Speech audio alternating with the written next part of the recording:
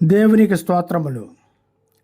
యెషయా గ్రంథము 53వ అధ్యాయము 5, 6, 7 వచనములు ఈ విధముగా వ్రాయబడి ఉన్నవి. మన అతిక్రమ క్రియలను బట్టి అతడు గాయపరచబడెను, మన దోషములను బట్టి నలుగుగొట్టబడెను. మన సమాధానార్థమైన శిక్ష అతని మీద పడెను.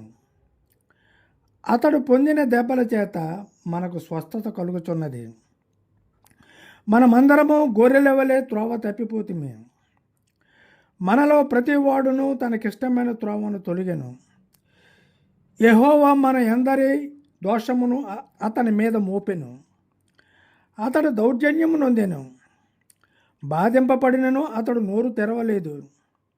వదకు తేబడు గొర్రె పిల్లయు, బొచ్చు కత్తిరించువాని ఎదుట గొర్రెయు మౌనముగా ఉండునట్లు అతడు నోరు తెరవలేదు.